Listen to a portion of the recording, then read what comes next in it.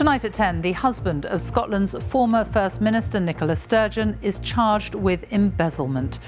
Peter Murrrell returned home tonight after he was rearrested and taken into custody by police investigating Scottish National Party finances.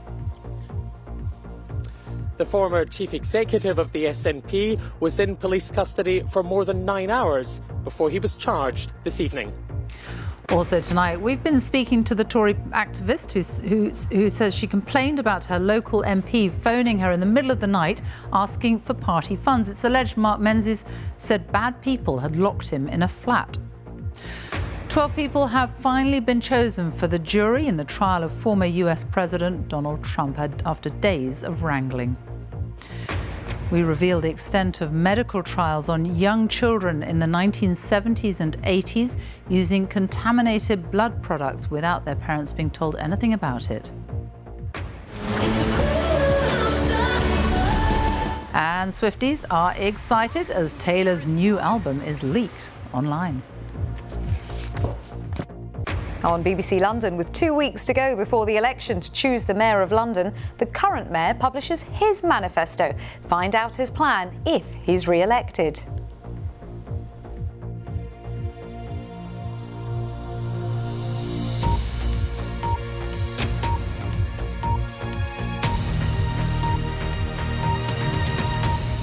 Good evening. The former chief executive of the SNP, Peter Murrrell, has been charged in connection with the embezzlement of funds from the Scottish National Party. Mr Murrrell, who is married to the former Scottish First Minister Nicola Sturgeon, was taken into custody for questioning this morning, more than a year after he was first arrested. A police investigation is ongoing. Our Scotland editor, James Cook, joins me now from outside Mr Murrell's house. James. Sophie, it's nearly 3 years since Police Scotland opened Operation Branchform, looking into the funding and finances of the Scottish National Party. And today, for the first time, that investigation has resulted in a charge against a man who was, for years, at the heart of Scottish politics. A development described by the SNP tonight as a shock. Peter Murrrell arriving home tonight after more than 9 hours in custody at Falkirk Police Station. Mr Murrrell, any reaction? He was arrested shortly after 9 o'clock this morning and charged at 6:35 p.m. Any comment, Mr Murrrell?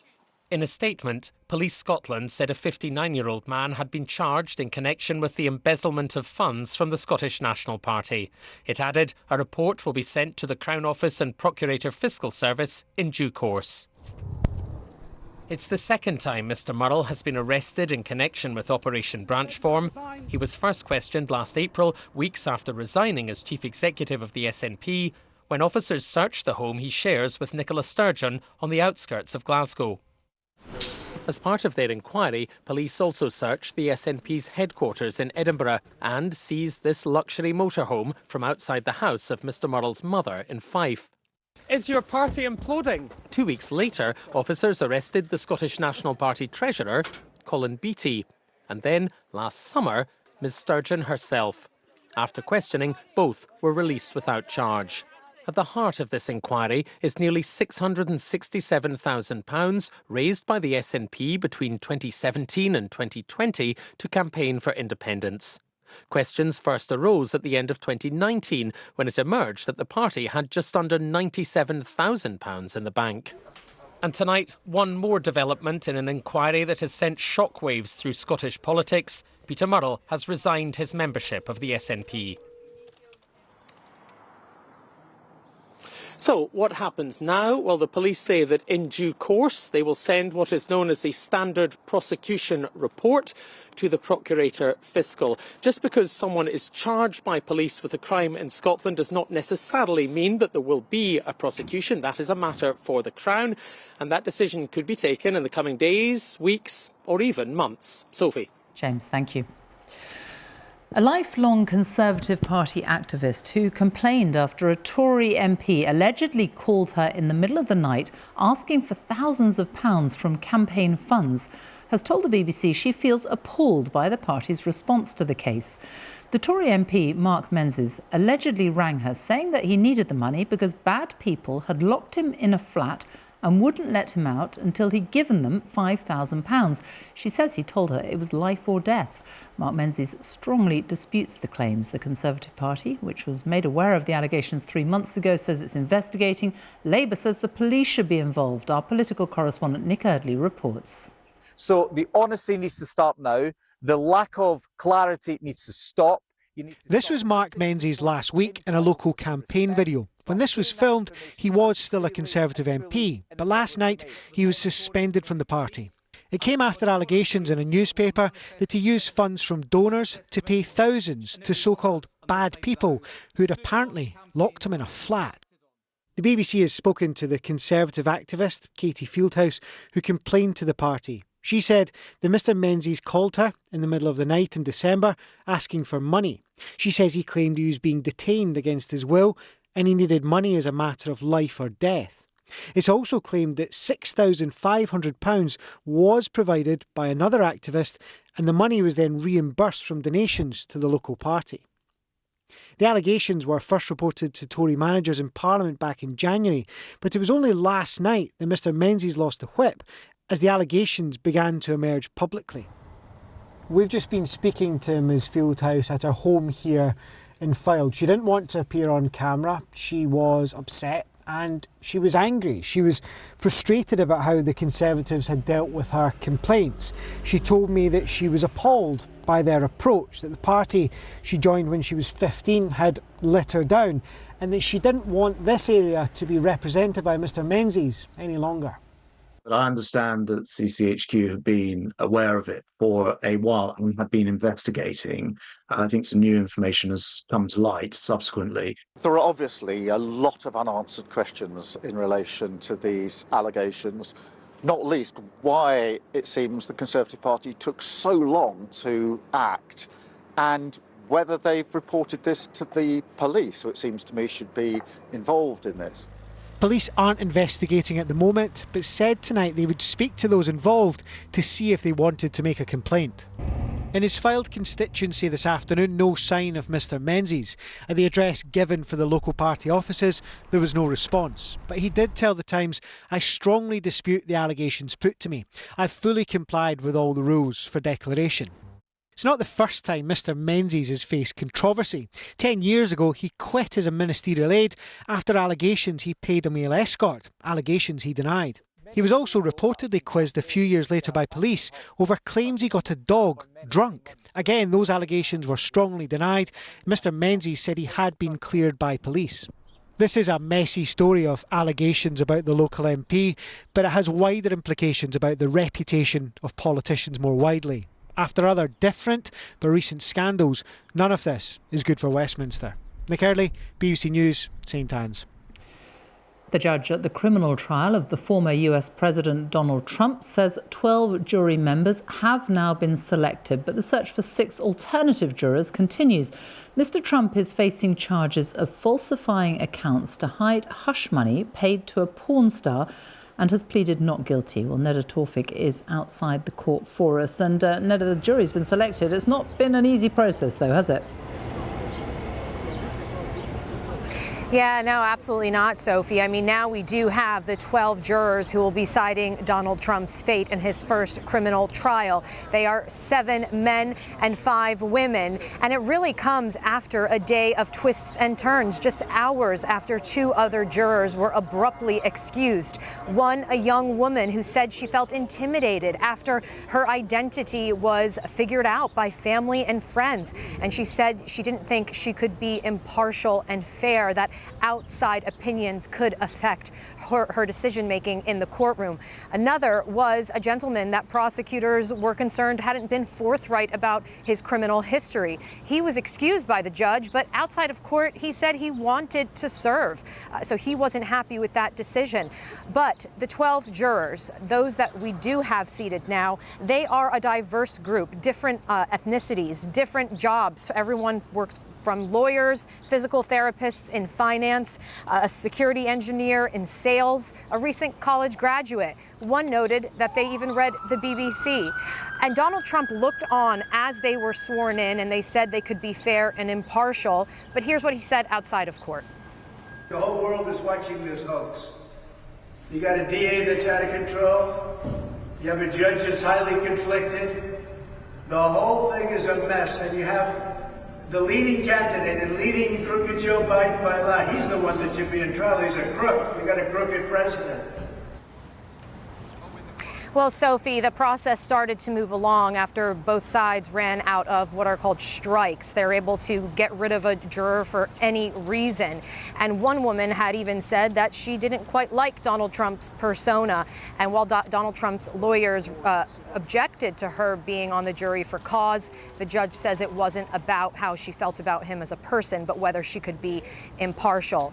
Now, another issue that will be taken care of at a hearing next week is whether Donald Trump broke a limited gag order when he posted that jurors were liberals trying to get on to influence his case. Sophie. Neda, thank you. It's emerged that in the 1970s and 80s, young children and babies in the UK were involved in medical trials which involved contaminated blood products without their parents being told anything about it. The BBC has seen evidence that the children, even a baby with mild blood conditions, were given blood products that doctors knew could be infected by viruses, including hepatitis C. Many of them later became ill because of the blood products linked to high-risk donors, including prisoners in the United States who'd sold their blood. The children are some of the 30,000 people in the UK who were infected with HIV and hepatitis C after being given contaminated blood products over 2 decades. In total, it's thought about 3,000 people have died. A public inquiry has been examining what's been described as the biggest treatment disaster in the history of the NHS. Here's our health editor, Hugh Pym. That's all we were, is guinea pigs. To experiment on children is ethically wrong, full stop. When these men were children, they went for treatment for their health conditions, but their parents weren't told they'd been enrolled into medical research trials. Luke, who has a mild form of the blood clotting disorder haemophilia, was put into a clinical trial when he was 3 after a small cut. Before that, he hadn't needed treatment. Normally, his mild condition wouldn't need the powerful blood-clotting product Factor VIII, known to be contaminated with viruses. He was labelled a virgin haemophiliac. There was incredible benefit in virgin haemophiliac to be able to have a clean Petri dish to be scientifically, to be able to understand science through. Ultimately, at that point, I didn't need Factor VIII. This document reveals that Luke's doctor wrote a letter to a Dr. Peter Kernoff referring to Luke and another boy's treatment. Noting they were both virgin haemophiliacs, he writes, "I hope they'll be suitable for the heat-treated trial." The results were published in 1985, confirming that Luke, as well as the others enrolled, had been infected with hepatitis C. That was known as non-A, non-B at the time. No patients were told about their infections. Peter Kernoff also had support in recruiting patients from a Dr. Arenstam. He worked in Hampshire at a specialist school known as Trelaws. It had medical facilities on site which helped pupils lead a more normal life, but also presented clinical researchers with a unique cohort of children. I met 3 of the 122 boys who attended the school in the 70s and 80s, Gary, Steve and Aid. Every new boy presumably was started on a trial. I mean, I certainly did. I went in 75. By the beginning of 76, I was on a trial. Some research focused on preventative, known as prophylactic treatment, which meant 3 to 4 times more of the blood product known to be contaminated was given to the boys than they required. If we didn't go for our prophylaxis appointments, we would either get dragged out of school lessons because you'd missed your appointment, and if you did it so many times, you got black marks. They also were supposed to call, the haemophilia doctors were supposed to call our parents, and they were supposed to make that phone call, and they never did. They had access to our blood, our veins, whenever they wanted it, and they exploited that. At the public inquiry, the question was asked, did Trelaw's children become objects of research and study, rather than being patients first and foremost? Were established medical codes of practice broken? If they were given a higher risk product, which they didn't need therapeutically, and that wasn't necessary for their care, then that would seem to be exploitation unless there's some clinically valid reason for giving it to them. And in breach of these key international codes. In which case it would have breached the Declaration of Helsinki. Mark Stewart, his brother and father all had very mild von Willebrand's disease, another form of blood clotting disorder. Mark's father was in his late 30s before he was even diagnosed, as his condition was so mild. Once a month you'd have a little nosebleed, or once every couple of months, nothing thinking, you'd go up and you'd have cryoprecipitate, and it done the job, and that was it. Cryoprecipitate, that was known to carry less risk of viral infections, had worked well for the Stewart boys. But Dr. Kernoff was interested to see just how risky different factor VIII treatments were. So without consent, a new trial enrolled a 4-month-old baby, as well as those with very mild blood clotting conditions. This included the Stewarts, who until that moment had never needed the highly contaminated factor VIII products. Mark suspects he's patient number 11, his father was patient number 18, and his brother patient number 19. All three contracted hepatitis C. Mark's brother and father have now both died with liver cancer after the virus attacked this organ. Angry is an understatement, because it took me 17 years of being called delusional and, you know, I'm making this up and none of this is true and I'm being fobbed off. All the doctors named here have since died. The inquiry will conclude how medical ethics codes were observed, but as the interim report stated, wrong was done on individual, collective and systemic levels. Well, Hugh is with me now. It is extraordinary to think that children, even a baby, were involved in these medical trials without their parents knowing anything about it.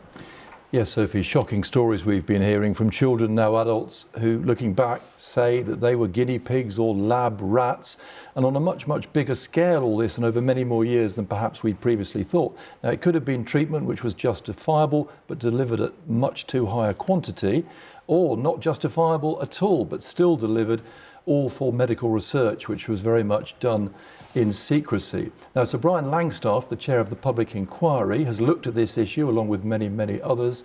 He will report on the whole scandal next month. His conclusions will be very closely watched. But campaigners and families are saying they want a full compensation scheme, compensating for loss of life chances, loss of earnings, set up very, very soon afterwards by the government. That, and what they want above all, in their own words, they want justice. Hugh, thank you. The Scottish Government has confirmed it's abandoning a flagship target of reducing greenhouse gas emissions by 75% by 2030. It is also scrapping annual climate targets, but insists the final goal of reaching net zero by 2045 will remain. It blamed UK government cuts and backtracking on climate measures for the move. Prince William has returned to official public duties for the first time since his wife, Princess Catherine, revealed her cancer diagnosis nearly 4 weeks ago. He showed off his culinary skills at a food charity in Surrey, helping out in the kitchens and loading meals into delivery vans. One charity volunteer handed him get well cards for both Kate and for King Charles. A man who spent 17 years in jail for a rape he did not commit has been offered an unreserved apology. The chair of the Criminal Cases Review Commission said she was deeply sorry for failing Andrew Malkinson. Mr. Malkinson said the apology was too little, too late. Our correspondent Graham Satchel's with me now. 17 years he spent in jail. The extraordinary case. The government itself described this as an atrocious miscarriage of justice. Andrew Malkinson was convicted of rape in 2004. He was just 37 when he was first arrested, spent the best years of his life really behind bars, was 57 when he was finally released for a crime, as you say, that he did not commit. This whole case changed really when new DNA evidence emerged that linked the crime to a completely different man. So from jail, Mr. Malkinson applied to the Criminal Cases Review Commission. They're the body that investigates miscarriages of justice. They rejected his application twice. So the apology from them today, I think, is a significant moment. It's the first time that they've put their hand up, if you like, and said, yes, we made terrible mistakes in this case. What's interesting, I think, is that they haven't published any details of their report today, and that's because there's a big public inquiry that's due to start next year, so the Commission doesn't want its findings today, which may be critical of the police, for example, to influence the public inquiry that's yet to come. Mr Malkinson tonight has said this apology is too late. He says it's added to his mental turmoil as he continues his fight for accountability for what was done to him. Graham, thank you. China's economy grew much faster than expected at the start of this year by 5.3%, boosted by its firm focus on manufacturing after a prolonged slump in its badly hit property market. The country has invested in making high-end products like electric vehicles, solar panels and batteries to be sold around the world. But now their domination in that market is causing tension with the West amidst fears it'll become too reliant on cheaper Chinese green solutions and at home with the manufacturing workforce. Our China correspondent Laura Bicker reports. Ren Wenbing is a lifelong factory worker who's helped forge China's rise. This is your home. Everything he owns is behind this door. But as China's economy falters, the last firm he worked for closed without warning, leaving him without his redundancy pay, which will take years to earn back. It's hard to find new jobs. We are old and we don't have many skills. Most companies only hire younger people. He spent 16 years of his life in what is now a concrete shell. Even in the wreckage, he can remember the furniture assembly line. This factory was his family's future, a paycheck sent to his village home for children he couldn't afford to travel to see. I feel reluctant to part with this place. I feel heartbroken. I've spent so many years here, and now this place has become like this. All the workers feel astonished and are disappointed, and we grieve. Prolonged COVID lockdowns and bitter trade wars have chipped away at the pillars of China's economy. So the country has changed course. New technology and a new robotic workforce is taking over. And the Made in China brand is at the heart of the world's drive towards renewables. You're about to get a clear view of China's capacity to build. China dominates the world's solar panel market. 80% of the world's solar panels are made here. In fact, they've installed more in 1 year than the US have in a decade. But that has both Brussels and Washington worried. Many in the West say China is making too much of the world's green tech. They accuse Beijing of giving firms state handouts. That means China's goods are so cheap, it's driving Western brands out of business. And what do you think of, the capacity in China to produce this kind of green energy? Right now, I think 80 to 90% of the energy storage equipment are designed and manufactured in China. So we are leading the market in the whole world. China is helping the world capture the sun, but at a cost. This feat cannot save its workforce, and the West wants its dependence on China to end. So now, once again, trade tensions threaten to cast a shadow over East-West relations. Laura Bicker, BBC News, Dongguan. In a fortnight, there will be local and police and crime commissioner elections around England and Wales. Among the contests, there are also 10 races around England for elected regional mayors. One of the most keenly contested is in the West Midlands, where the Conservative Andy Street is seeking a third term, but he's doing so against the backdrop of bleak national opinion polls for the Tories. Our political editor, Chris Mason, reports. The way England is governed is changing. New or newish political power lines, directly elected regional mayors and more of them, with real consequences. Yeah, so the role of mayors within England has really been growing over the last decade, and that's what's so exciting about these upcoming elections. You know, these are increasingly powerful figures. They've got powers over policy areas such as transport and skills, local economy, local environment. More cheering or what? Visiting a building site in Walsall, the Conservative Mayor of the West Midlands talking up his own record rather than his party affiliation. I actually call it Brand Andy. It's that first name piece, and that's the pitch. It's who is going to lead this region. We're not choosing a party to run the region, we're choosing an individual. You're up against it, aren't you, this time, given where the national opinion polls are? Are you fearful of losing? No. What we do know is that elections here are always very, very close. But what we also know is that mayoral elections are very different to national elections. I think the electorate here has come to understand that this is a job about choosing one person to lead the region. Among his rivals, the Liberal Democrats, Reform UK, the Greens and Independent. And at a cafe down the road, tea with Labour's Richard Parker, served with an expectation for many that he is going to win. Mr Parker's big idea is bringing the buses here under his control. There are stories of people being unable to get to the doctors, to the high street, to college, or to places where the jobs are. I don't think we can rebuild this region unless we overhaul the transport system. Birmingham City Council, Labour run, is a shambles, isn't it? Council tax is through the ceiling and services are being cut. Why would the rest of the region want a Labour mayor? So let's be clear, Birmingham has had many issues and mistakes have been made.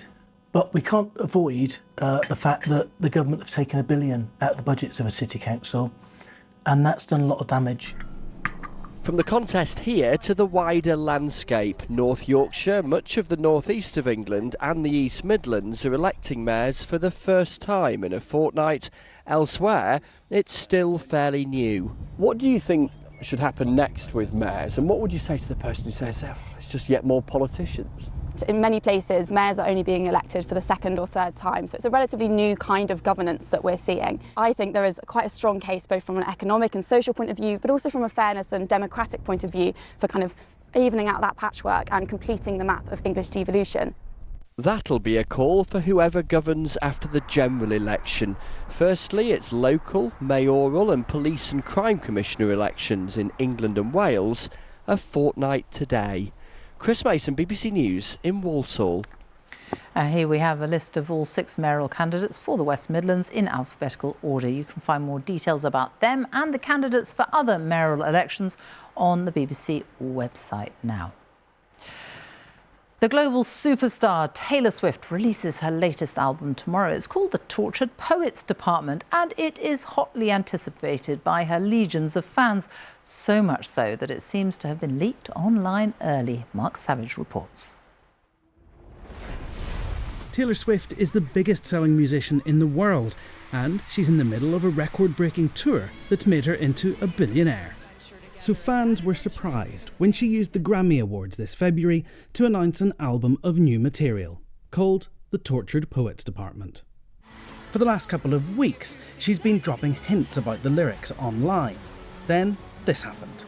Why am I seeing people posting leaks to Taylor Swift's new album on TikTok, just publicly? What? The leak, which hasn't been officially confirmed, sent fans into a frenzy, with many pledging to wait for the official release. And that's not cool. Just wait 36 more hours, like we waited this long. I think most people will want to wait because part of the fun of being a fan of something is everyone at the same time listening to it and reacting to it at the same time and sort of getting those first-hand reactions. But I'm sure people will secretly be listening and not tell.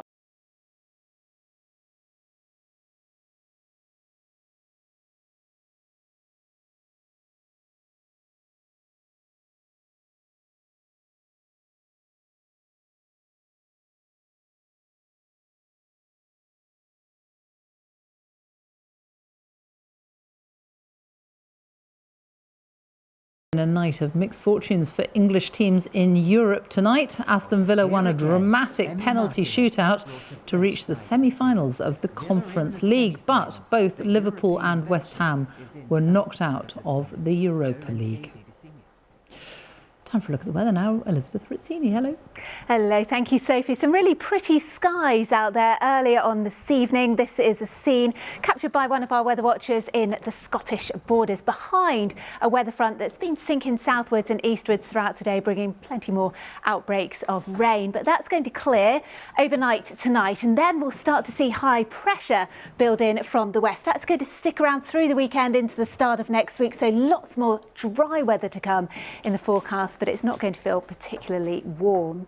So tonight then, that rain clears the southeast of England, a rash of showers following on behind, possibly a bit wintry over the Scottish hills, a brisk northwesterly wind and a lot milder to start tomorrow morning. Remember, we saw a widespread frost earlier on this morning, but tomorrow 6 to 9 degrees Celsius for most of us. It's a day of sunshine and showers, but it's a rather cloudy start to the day across England and Wales, brighter further north. The focus of the showers shifts further southwards as we head through the afternoon, and there's still quite a brisk northerly to northwesterly wind blowing too. Range of temperatures, just 8 degrees Celsius in Aberdeenshire, but maybe 15 degrees in the far southwest of England, and that pattern continues as we head through the weekend. Now, west is always going to be best in terms of warmth and sunshine. By the time we get to Sunday, we could be seeing 16 or 17 Celsius maybe in western Scotland and in Northern Ireland, but for North Sea facing coast, I think we'll struggle to get out of high single figures. It's going to be cloudier and windier here. Why? Well,